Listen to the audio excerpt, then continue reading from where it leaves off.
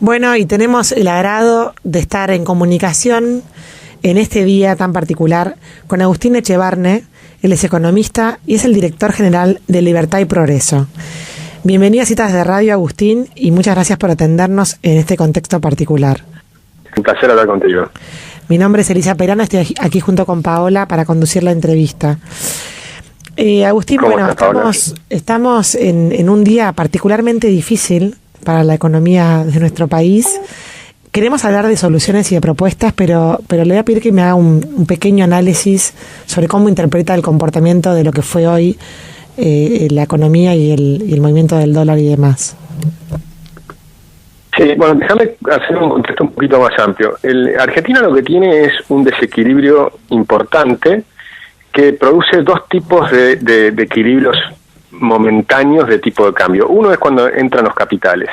Pero cuando ingresan los capitales, por ejemplo, cuando el gobierno Macri genera confianza al principio de su gobierno y logra volver a los mercados internacionales y traer dólares, entonces el tipo de cambio se va apreciando, o sea, el peso se va apreciando.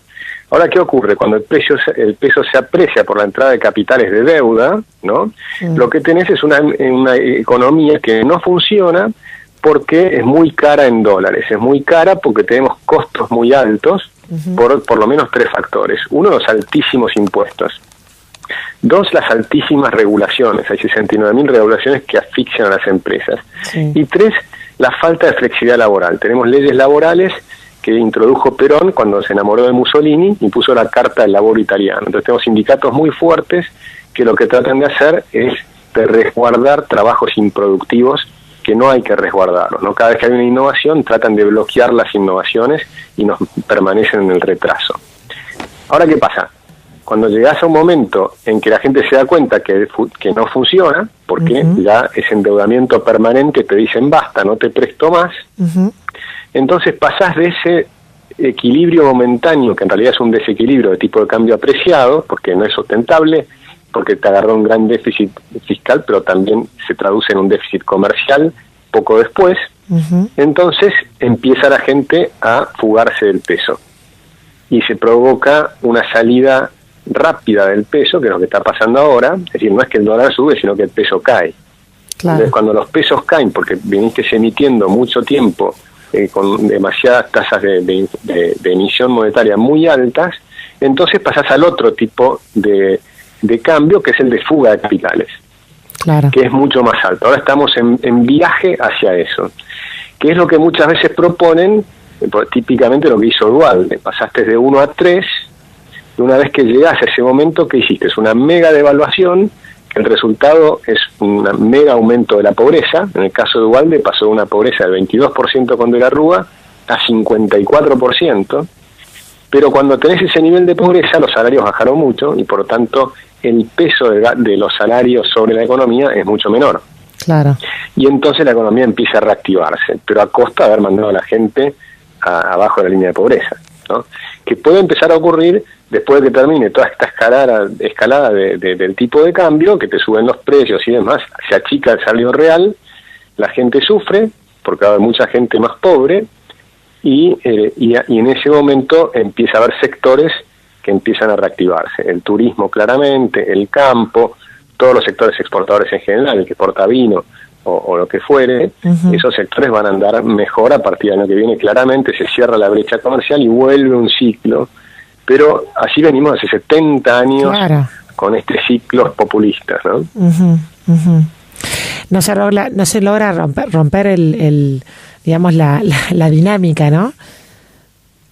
Bueno, por eso es que a mí me interesa hablar de cómo se rompe ese ciclo de 70 años, ¿no? De ciclos populistas, que tenés un auge porque gastamos más de lo que podemos, la gente vive por encima de lo que puede, porque, por ejemplo, no pagamos tarifas, típica medida populista, las tarifas las bajan, o sea, las congelan en términos nominales, pero la inflación sube, o sea, las tarifas son cada vez más bajitas en términos de dólar o en términos reales, y entonces la gente cree que el gas es gratis, que la electricidad es gratis, que viajar es gratis, el transporte, etcétera, y te sobra plata, y por eso es un boom de consumo.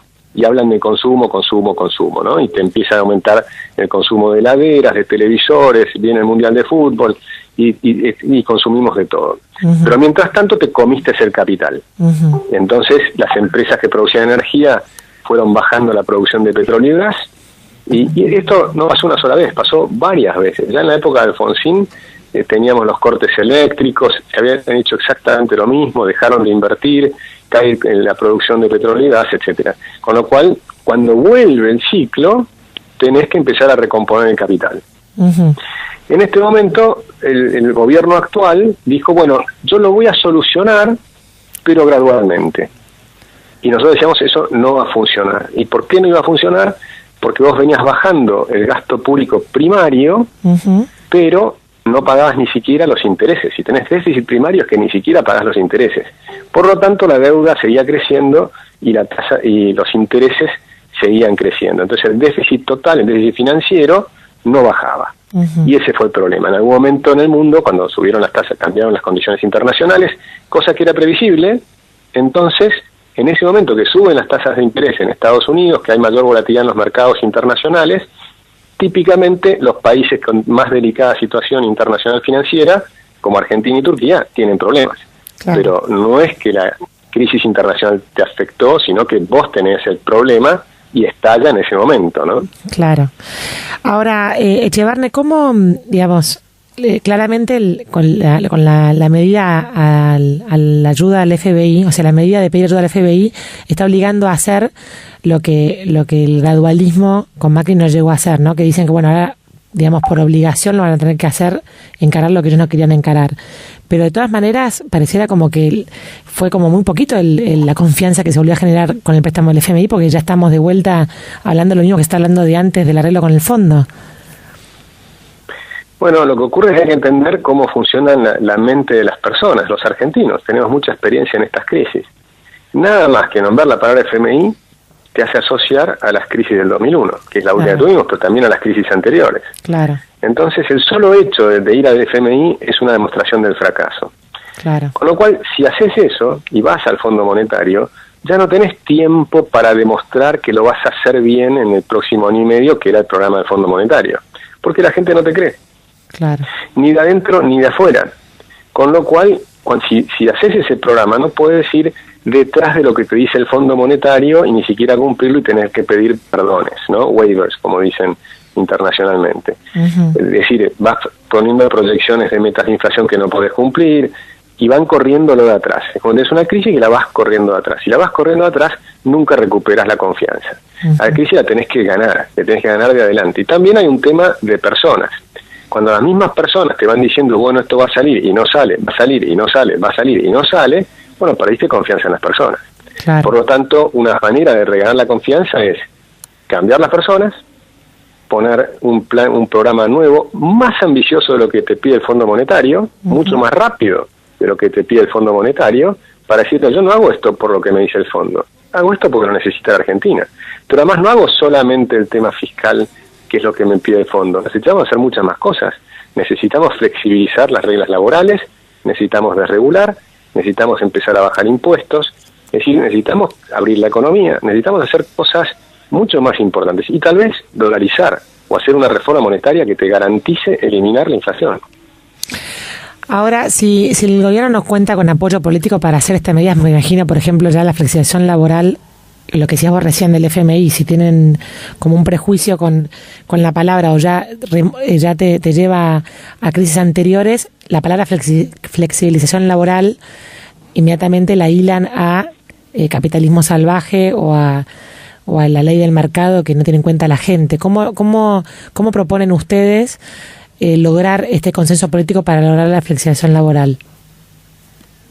Bueno, obviamente ahora es mucho más difícil que hace 3 años, eso claro. Está clarísimo. Cuando estás al principio de un gobierno, la confianza es máxima, tenés que explicar el problema, cosa que no hizo el gobierno ni en la campaña electoral, ni cuando asumió el gobierno, ni siquiera este año en el discurso de marzo el presidente decía que estaba todo bien y que lo peor ya pasó. Nosotros decíamos, eso es un disparate, porque ya sabemos que lo que peor se viene. Claro. Estaba por empezar, ya había empezado en febrero, de hecho. Claro. Porque ya había empezado la suba de tasas, ya empezó la volatilidad en el mundo, ya el riesgo país en Argentina había subido más que el resto, ya lo sabíamos todos y la sequía ya estaba, o sea que era ridículo decir lo que se dijo, ¿no? Entonces eso te hace perder credibilidad. Para ganar credibilidad necesitas un equipo sólido, consistente, tenés que empezar por lo que podés hacer, que ya está la ley, no necesitas sacar una nueva ley, que es la 25.164, que es la reestructuración del Estado. Y tienen que empezar por el Estado federal para después reclamar a las provincias que hagan lo mismo y los municipios también. ¿Qué es lo que tiene que hacer? Bueno, reducir, por ejemplo, 11 ministerios, eliminar todas las secretarías y subsecretarías, y también a los ministros supercoordinadores y demás, y que directamente el jefe de gabinete es el coordinador de los ministros. Esa era la idea original.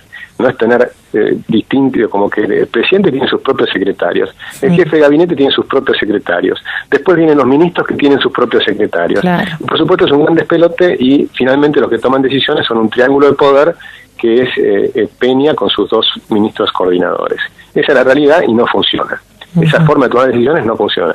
Cuando reducís todo eso, lo tenés que hacer por funciones. ¿Qué es lo que tiene que hacer el Estado y qué es lo que no tiene que hacer el Estado? Por ejemplo, el Estado no tiene que controlar precios, de forma tal que no necesitas toda esa gente que está controlando precios. Esa gente tiene que pasar al sector privado. Cuando haces por funciones, posiblemente van a quedar de los 750.000 personas que hay en la función pública federal, quedarían 200.000 personas en disponibilidad. Ahora, como estás en recesión, no los puedes echar a la calle el día de mañana, el día siguiente. Les vas a dar tiempo para que vayan pasando al sector privado. Nosotros proponemos incluso hacerlo más suave de lo que dice la ley, que es 1 año, y hacerlo en 2 años, porque estamos en recesión. Pero ya sabes que estás haciendo toda la reestructuración del Estado. Y si 200.000 hacen la nación, las provincias, que tienen mucho más empleo público, tienen que hacer por lo menos el doble, y los municipios también. Claro. Con lo cual deberían ir pasando al sector privado, o sea, tenés que pasar gente del sector improductivo de la economía al sector productivo. Esa es la clave. Claro. Más gente en el sector productivo pagando impuestos, que son los que sostienen a los que están en el Estado. Porque ¿de dónde sacas la plata para pagar a los sueldos públicos? Del sector privado. Claro. Si vos achicás permanentemente el sector privado y agrandás permanentemente el sector público, no cierra. Y eso es lo que hay que entender, que el esquema actual no cierra. Y si no lo cambiamos, no va a cerrar. Ahora lo puedes hacer con una gran devaluación, pagás mucho menos sueldos reales y durante un tiempo te funciona. Pero al tiempo volvés al mismo problema porque los sueldos obviamente tienen que volver a subir. Y no solucionaste el tema si no hiciste crecer al sector privado. Claro, pero además el sector privado, que encima está asfixiado por los impuestos, es como que es una ecuación, tampoco le sacan la pata de encima con los impuestos, entonces no puede crecer, entonces tampoco se puede desarrollar y no puede tomar más gente, entonces es como un... Bueno, lo que decíamos recién, es un círculo vicioso. Círculo vicioso. Tal cual, es un típico círculo vicioso que tenés que cortarlo por algún lado. Y en lugar de cortarlo es justamente la reforma estructural. Y el dinero que te prestan es para gastártelo en la reestructuración. Porque el gran drama de lo que hizo el gobierno de Macri es que si ellos querían hacer un cambio profundo y sin